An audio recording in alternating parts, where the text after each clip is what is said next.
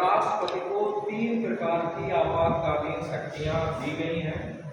राष्ट्रीय आपातकाल की अनुच्छेद 352 के अंतर्गत वो घोषणा कर सकता है और अनुच्छेद 356 के अंतर्गत वो राज्यों में संवैधानिक तंत्र की विफलता के आधार पर आपातकाल की घोषणा कर सकता है। और तीसरा, अगर राज्य की वित्तीय हालात अच्छे नहीं हैं तो ऐसी कंडीशन में राष्ट्रपति अनुच्छेद 360 के अंतर्गत वित्तीय आपातकाल की घोषणा कर सकता है। जब संविधान सभा राष्ट्रपति के पद को सृजित कर रही थी उस समय भी ये संदेह विराजमान थे कि जिस प्रकार से हमारे संविधान में अनुच्छेदों का वर्णन किया गया, अनुच्छेद 53 में कहा गया है कि समस्त कार्यपालिका जो शक्ति है वो राष्ट्रपति में है, और अनुच्छेद 70 में कहा गया है कि वो इस कार्यपालिका शक्ति का उपयोग जो है वो मंत्रिपरिषद की सलाह से करेगा। ठीक है, लेकिन ये बात भी हमें याद रखना है कि वो सलाह मानने के लिए उसमें कहीं ये नहीं लिखा है अनुच्छेद 70 में कि वो बात होगा। ठीक है, तो इस आधार पर उस समय जबकि संविधान का निर्माण हो रहा था तो कामत से लेकर के और के.पी. शाह वगैरह ये जो संविधान निर्माता थे इनको डाउट था, शक था कि आने वाले समय में भारत का राष्ट्रपति कहीं तानाशाह न बन जाए, क्योंकि समस्त कार्यपालिका शक्ति उसमें निहित है। इसी आधार पर आप देखें कि अनेक आलोचना के बिंदु हैं और हम लोगों को ये देखना है कि राष्ट्रपति की जो संकटकालीन शक्तियां हैं इनको अगर एग्जाम में अटेम्प्ट किया जाता है कि इनका आलोचनात्मक मूल्यांकन करिए तो ऐसी कंडीशन में हम किस प्रकार से इस प्रश्न को अटेम्प्ट करेंगे। पहला पॉइंट यहाँ हम लोग ये देखते हैं कि संविधान अगर आपातकालीन उपबंधों को लागू किया जाता है तो खासकर जो हमारा संविधान जो संघात्मक स्वरूप का है, जहाँ शक्तियों का विभाजन केंद्र एवं राज्य सरकारों के मध्य 7वीं अनुसूची के माध्यम से कर दिया गया है, तो जब आपातकालीन शक्तियाँ लागू की जाती हैं तो ऐसी कंडीशन में जो राज्यों की शक्तियाँ वो समस्त शक्तियाँ जो है वो केंद्र सरकार में जाकर निहित हो जाती हैं। तो ऐसी कंडीशन में जो आपातकालीन उपबंध है ये सही नहीं है कि आफ्टर ऑल हमारे यहाँ सकारात्मक और एकात्मक शासन प्रणाली का मिश्रण है। तो ये जो आपातकालीन उपबंध है जहाँ हम एक साथ सारी शक्तियों को प्रांतीय सरकारों की अपने पास ले लेते हैं। वित्तीय आपातकाल में सारी वित्तीय शक्तियाँ केंद्रीय संसद के पास पहुँच जाती हैं, यानी राष्ट्रपति उनका उपभोग करेगा। तो ऐसे कंडीशन में ये ऑब्जेक्शनेबल पॉइंट है कि संविधान का संघात्मक स्वरूप जो है नष्ट हो जाता है आपातकाल की स्थिति। दूसरा पॉइंट हम लोग ये देखेंगे कि ये शक्तियां राष्ट्रपति को तानाशाह की ओर ले जाती है। जिस तरह से जर्मनी में हिटलर तानाशाह बन गया था, इसी तरह के उपबंधों का प्रयोग करते हुए, और इटली में मुसोलिनी तानाशाह बन गया था। तो हमारे संविधान में राष्ट्रपति को इतनी ज़्यादा शक्तियाँ प्रदान कर दी गई हैं आपातकालीन उपबंधों के अंतर्गत कि वो आसानी से तानाशाह बन सकता है। वो पहले तो 1 माह के लिए पूरे देश में आपातकाल घोषित कर सकता है और फिर धीरे धीरे उसको जो है आगे बढ़ा सकता है। तो ये उपबंध जो है तानाशाह की ओर वाला है, ये बिल्कुल सटीक है कि अगर राष्ट्रपति आपातकाल में अगर चाहे तो वो पूरे देश में आपातकाल की घोषणा कर दे और ऐसी कंडीशन में वो तानाशाह बनने की ओर अग्रसर हो सकता है। तीसरा पॉइंट यह है कि आपातकाल की कंडीशन में जो नागरिकों को मौलिक अधिकार मिले हुए हैं भाग 3 में, वो समस्त मौलिक अधिकार छीन लिए जाए, अनुच्छेद 20 एवं 21 को छोड़ कर। तो आप देखिए ये गंभीर स्थिति है कि किसी भी हालत में मौलिक अधिकारों को नहीं छीना जाना चाहिए। जब मौलिक अधिकार छीन जाते हैं तो ऐसी कंडीशन में जो सरकार है वो एक पुलिस स्टेट के रूप में तब्दील हो जाती है। किसी को भी अरेस्ट किया जा सकता है, जैसा कि हम लोगों ने देखा कि 1975 में किस प्रकार से इसी आपातकाल का उपयोग करते हुए राष्ट्रीय आपातकाल का श्रीमती इंदिरा गांधी जी ने बाकायदे लॉन्ग पीरियड तक जो है सारे विपक्ष के नेताओं को जेल में रखा, है ना। तो यहाँ पर आप देखें कि ये जो मौलिक अधिकारों का निलंबन है ये बहुत ही दुखदायी है। तो आफ्टर ऑल आप देखें आपातकाल की स्थिति में उस समय जब संविधान में ये उपबंध रखे जा रहे थे तब भी संविधान निर्माताओं ने ऑब्जेक्शन किया था कि नागरिकों के मौलिक अधिकारों का निलंबन नहीं किया जाना चाहिए। इसके बाद आप देखें कि राज्यों की वित्तीय स्वायत्तता पर आघात पहुंचता है आपातकाल की स्थिति में। जब इमरजेंसी डिक्लेयर होगी, खास करके चाहे वो राष्ट्रीय आपातकाल हो या वित्तीय आपातकाल, दोनों आपातकालों की स्थिति में होगा क्या कि खास करके जो भी वित्तीय प्रबंधन है प्रदेशों का वो सीधे केंद्रीय संसद के पास पहुंच जाता है। उनका विधायन, उनके वित्तीय मामले सब केंद्र सरकार के पास पहुंच जाते हैं। तो फिर आखिरकार औचित्य क्या है संघात्मक शासन प्रणाली का कि अगर वित्तीय स्वायत्तता छीन ली जा रही है तो ये जो आपातकाल की स्थिति में है कि राज्यों की वित्तीय स्वायत्तता, उनका जो ऑटोनॉमस पोजीशन है वो खत्म कर दी जाती है। तो ये भी ऑब्जेक्शनरी पॉइंट है। नेक्स्ट आप देखें कि राष्ट्रीय एवं वित्तीय आपातकाल की अवधि निर्धारित नहीं है। आप देखें इंदिरा जी ने 1975 में आपातकाल घोषित किया, है ना, और वो निरंतर आगे काफी लॉन्ग पीरियड तक चलता रहा। 1 मंथ के लिए पहले लागू किया, फिर बढ़ाया और आफ्टर और इसी तरह प्रदेशों में पहले हम भाई 3 माह के लिए उसे लागू कर सकते हैं और फिर बढ़ा करके हम साल, 2 साल, 3 साल तक ले जा सकते हैं। तो ऐसी कंडीशन में आप देखें कि राष्ट्रीय एवं वित्तीय आपातकाल की कोई अवधि निश्चित नहीं है। तो इसकी वजह से भी जो हमारा लोकतांत्रिक और जो संघात्मक ढांचा है वो पूरी तरह से विकसित हो जाता है और उसको क्षति पहुंचती है। अब प्रश्न ये उठता है, यहाँ हम लोगों ने आलोचना के जो बिंदु थे उन पर चर्चा की। नेक्स्ट है कि आखिरकार जस्टिफिकेशन क्या आपातकालीन उपबंध उचित है या अनुचित है। तो यहाँ औचित्य के अंतर्गत हम समालोचना की ओर आगे बढ़ेंगे तो हम ये पाते हैं कि हमारे संविधान निर्माता बहुत ही दूरदर्शी थे। कैसे थे संविधान निर्माता? बहुत ही ज्यादा दूरदर्शी थे और उन्होंने हमारी देश काल की परिस्थितियों को, ऐतिहासिक परिस्थितियों को दृष्टिगत रखते हुए आपातकालीन उपबंधों को हमारे संविधान में शामिल किया। पहला पॉइंट यह है कि शक्तिशाली केंद्र का होना बहुत जरूरी है। आपातकाल में होता क्या है कि नागरिकों के मौलिक अधिकार छीन लिए जाते हैं और जो प्रांतीय सरकारें हैं उन प्रांतीय सरकारों की शक्तियां भी केंद्र सरकार के पास आ जाती हैं। इसकी वजह यह है कि हमने इतिहास से सबक लिया। जब हमने इतिहास में देखा कि जब केंद्रीय सत्ता कमजोर हुई तब विदेशियों के आक्रमण हुए और इसके अलावा जो प्रांतीय सरकारें हैं उन्होंने केंद्र सरकार को ध्वस्त कर दिया, खत्म कर दिया। तो ऐसी कंडीशन में ये बहुत जरूरी है, मौलिक अधिकारों से भी ज्यादा जरूरी है कि शक्तिशाली केंद्र देश की रक्षा और सुरक्षा के लिए बहुत जरूरी है। इसलिए हम आपातकालीन उपबंधों की जो ऊपर वन साइडेड एक तरफा आलोचना की गई है वो उचित नहीं है।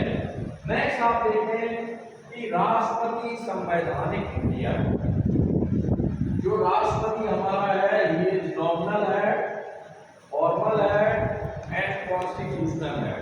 वो संवैधानिक मुखिया है, राज का मुखिया है, नाम मात्र का मुखिया है।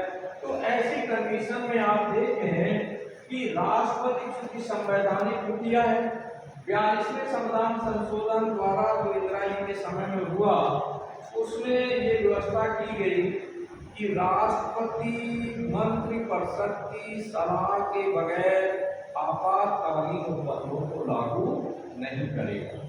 ठीक है, उसको 44वें संविधान संशोधन द्वारा थोड़ा और अच्छा किया गया।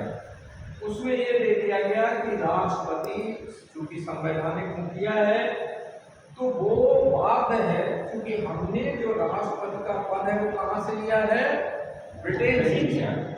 तो ब्रिटेन की तरह आप देखें यहाँ 44वें संविधान संशोधन द्वारा उसकी मर्यादा को थोड़ा और बढ़ाया गया कि अगर राष्ट्रपति चाहे कि कोई उपबंध सही नहीं है, कोई विधेयक उसके समक्ष लाया गया है, तो ऐसी कंडीशन में वो पुनर्विचार के लिए वापस कर सकता है, पुनर्विचार के लिए मंत्रिपरिषद को वापस कर सकता है। लेकिन ऐसा केवल एक बार, अगर दोबारा फिर मंत्रिपरिषद उसी विधेयक को एज इट इज दे देती है राष्ट्रपति के पास, तो राष्ट्रपति इस पर साइन करने के लिए, हस्ताक्षर करने के लिए बाध्य है। क्लियर? तो पुनर्विचार वाला अवसर जो है राष्ट्रपति को 44वें संविधान संशोधन द्वारा प्रदान किया। तो जब वो संवैधानिक मुखिया है, एक तरह से कहें नाम मात्र का भी मुखिया है, हालांकि नाम मात्र का नहीं है, ब्रिटेन के राजा और रानी की अपेक्षा हमारे राष्ट्रपति को थोड़ा अधिक शक्तियां प्रदान की गई हैं। आगे हम आप देखते हैं कि राष्ट्र की रक्षा मौलिक अधिकारों से ज्यादा महत्वपूर्ण है। भाई आपका और जो मौलिक अधिकार पूरे समय के लिए तो छीने नहीं जाते। जब कोई राष्ट्रीय संकट देश के समक्ष आता है तो उस समय आपके मौलिक अधिकार छीन लिए जाते हैं, और जैसे ही वो संकट टल जाता है, जैसे किसी देश ने हम पर हमला कर दिया या युद्ध की स्थिति हुई, तो जैसे ही वो संकट टलता है आपके मौलिक अधिकार पुनः बहाल हो जाते हैं। तो पता ये लगा कि राष्ट्र की रक्षा ज्यादा जरूरी है। अगर रक्षा नहीं रहेगी तो मौलिक अधिकार भी नहीं रहेंगे। तो इन दैट केस यहाँ हम इसको बैलेंस करेंगे, इसके औचित्य को कि आपातकालीन उपबंधों की जो व्यवस्था हमारे संविधान में की गई है वो औचित्यपूर्ण है ना, वन साइडेड नहीं है। राष्ट्रीय सुरक्षा का भार केंद्र सरकार, भाई हमारी मिलिट्री, हमारी विदेश नीति ये किसके अंडर में, केंद्र सरकार के अधीन संघ सूची में आती है। तो ऐसी कंडीशन में जब कोई देश पर आक्रमण होता है या युद्ध की स्थिति होती है तो केंद्र सरकार अपना पूरा ध्यान जो है देश की सीमाओं पे लगाना चाहिए। अब पता ये लगा कि उसी कालखंड में देश के अंदर कुछ लोग जो है विद्रोह करने लगे, जनसभा करके सरकार की आलोचना कर रहे हैं, इवन दंगा फसाद पैदा कर रहे हैं। तो ऐसा कब होगा, क्योंकि मौलिक अधिकार उन्हें प्राप्त हो गया, सभा करने का, बोलने का अधिकार, तो कुछ भी सरकार के अगेंस्ट बोल सकते हैं, और सरकार का पूरा कॉन्सेंट्रेशन सीमा पर है। तो इन दैट केस इसीलिए आपातकालीन उपबंधों में व्यवस्था की गई कि वह केंद्र सरकार सारे मौलिक अधिकारों को और ओवरऑल सिस्टम को अपने पास ले ले, जिससे ना तो प्रांतों के स्तर से कोई विरोध हो और ना नागरिक किसी भी तरह का कोई विरोध कर सके। नेक्स्ट आप देखें, वित्तीय आपातकाल आवश्यक। ऐसे बहुत सारे क्षण आते हैं देश के समक्ष जब हमारे देश की वित्तीय हालत खराब होती है। देश हमारा परिवार के समान, जिस तरह परिवार भी उतार चढ़ाव से गुजरता है, आर्थिक स्थितियां सही नहीं रहती हैं, ऐसा देश के समक्ष भी संकट है। मुझे याद है कि एक अवसर ऐसा आया था 1937 में एक मंदी हुई, और इसके अलावा आप देखें चंद्रशेखर उस समय प्रधानमंत्री हुआ करते थे, तो देश में विदेशी मुद्रा का संकट आ गया। हमारे पास इतना पैसा भी नहीं बचा था कि हम विदेशों से अपने देश के बीमार लोगों के इलाज के लिए दवाएं भी मंगा सकें। तो ऐसी स्थिति में क्या करना पड़ा था कि चंद्रशेखर गवर्नमेंट ने हमारा 47 टन सोना जो है अंतरराष्ट्रीय मुद्रा कोष में जमा किया था, उसके बदले में तब हमें विदेशी मुद्रा मिली थी, है ना, और तब हम अपना काम जो है चला पाए। तो आप देखें उसके बाद पीवी नरसिम्हा राव की सरकार आती है, कांग्रेस की, मनमोहन सिंह जो है वो हमारे वित्त मंत्री बनते हैं, और फिर आफ्टर ऑल उदारवादी नीतियाँ जो है आर्थिक क्षेत्र में लागू की जाती हैं और देश पे विदेशी मुद्रा के संकट से बच जाता है। तो कहने के लिए ये है, हालांकि अभी तक अनुच्छेद 360 का प्रयोग एक भी बार नहीं किया गया। अभी आपने पड़ोस में देखा कि किस प्रकार से श्रीलंका में वित्तीय हालात बहुत खराब हो गए, यहाँ तक कि जो दिन प्रतिदिन की वस्तुएं थी उनको भी दुर्लभ हो गई उनकी उपलब्धता। तो ऐसी स्थिति हमारे देश में भी आ सकती है। इसलिए ये जो बंद रखा गया है कि वित्तीय आपातकाल का, वास्तव में जरूरी है। अगर मान के चलिए कि जब देश में वित्तीय संकट आ जाए, हमें अपनी रक्षा व्यवस्था भी बचानी है, देश के हालातों को सही रखना है, तो ऐसी कंडीशन में अगर अधिकारियों के वेतन में हम कटौती कर दें तो इसमें या हम जो विलासता कर रहे हैं, अननेसेसरी पैसे का अपव्यय कर रहे हैं, तो उस विलासता पर रोक लगा दी जाए, तो मेरी समझ में ये कोई भी गलत कदम नहीं होगा। आगे हम आप देखते हैं कि हमारे राष्ट्रपति क्या वास्तव में तानाशाह बन सकता है? राष्ट्रपति तानाशाह नहीं बन सकता। हालांकि there are so many examples. आप देखें डॉक्टर राजेंद्र प्रसाद जब हमारे पहले राष्ट्रपति थे और पंडित जवाहरलाल नेहरू उस समय प्रधानमंत्री हुआ करते थे, दोनों पैरेलल नेता है ना, और दोनों ने स्वतंत्रता संग्राम की लड़ाइयाँ लड़ी। तो ऐसी कंडीशन में राजेंद्र प्रसाद को लगता था कि हम राज के मुखिया हैं और ये हमारे प्रधानमंत्री हैं जिन्हें हमें सलाह देना है। तो कई बार ऐसी स्थितियां आई कि राष्ट्रपति डॉक्टर राजेंद्र प्रसाद ने मंत्रिमंडल को बाध्य किया अपने निर्णयों को लागू कराने की, जैसे हिंदू कोड बिल पर दोनों में मतभेद पैदा हो गया। पंडित नेहरू से और लचर बनाना चाहते, डॉक्टर राजेंद्र प्रसाद करना कि नहीं, जो हिंदू कोड बिल है वो है लेकिन जिस फॉर्म में है उसको वैसे ही लागू किया जाना चाहिए। और डॉक्टर राजेंद्र प्रसाद ने विविध मंचों पर ये कहा भी अपने भाषणों में कि मैं कोई कठपुतली शासक नहीं हूँ, मैं नाम मात्र का मुखिया नहीं हूँ। वो बात अलग है कि मुझे अप्रत्यक्ष रूप से चुना गया है, लेकिन मैं राज्य का संवैधानिक मुखिया हूँ, तो मैं रबर स्टाम्प नहीं बनूंगा, है ना, जहाँ जरूरी समझा जाएगा। क्योंकि ये बात हमें याद रखनी है कि राष्ट्रपति संविधान के रक्षा की शपथ लेता है। किसकी शपथ लेता है? संविधान की रक्षा। हाँ, तो अगर संविधान का कहीं कुछ उल्लंघन होता है तो ऐसी कंडीशन में हम चुपचाप नहीं बैठेंगे। वो बात अलग है कि अगर हम रिकॉर्डेड हिस्ट्री को देखें, अपने संवैधानिक 60 साल 70 साल के पीरियड को अगर हम ये देखें, तो हमारे सारे राष्ट्रपतियों ने संवैधानिक मुखिया की भूमिका का निर्वाह बहुत ही ईमानदारी से किया।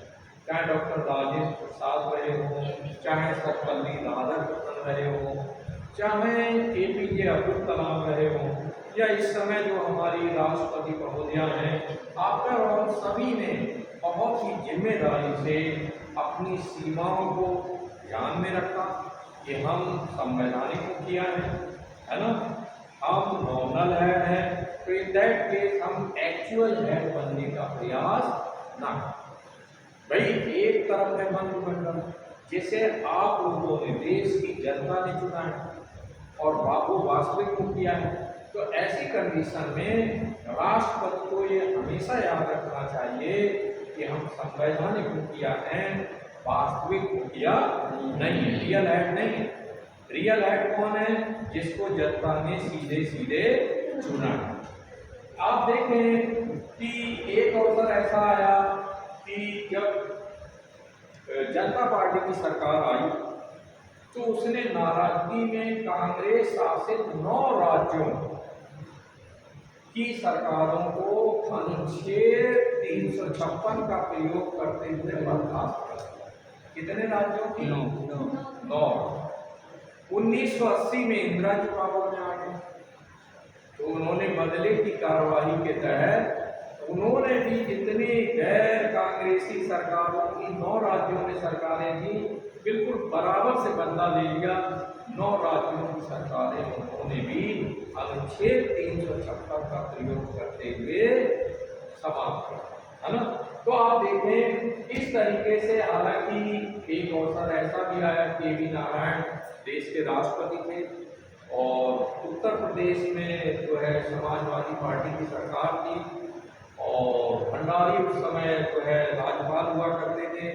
तो उन्होंने सिफारिश की कि प्रदेश सरकार को बर्खास्त कर दिया जाए, सलाह दी राष्ट्रपति को। तो राष्ट्रपति ने अपने विवेक का प्रयोग करते हुए पुनर्विचार के लिए राज्यपाल को वापस कर दिया और उन्होंने आपातकालीन उपबंधों को लागू नहीं किया।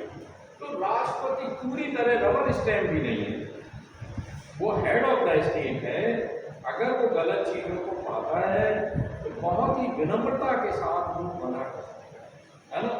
एक बार तो वो वापस कर ही सकता है और राज्यों को ले करके, और आप देखें 1-2 बार ऐसी स्थितियां आई कि जब गठबंधन सरकारें बनी तो पता ये लगा कि लगभग आंकड़े जो है बराबर के आसपास रह रहे हैं, केवल 2 या 3 सांसदों का अंतर रह जा रहा है।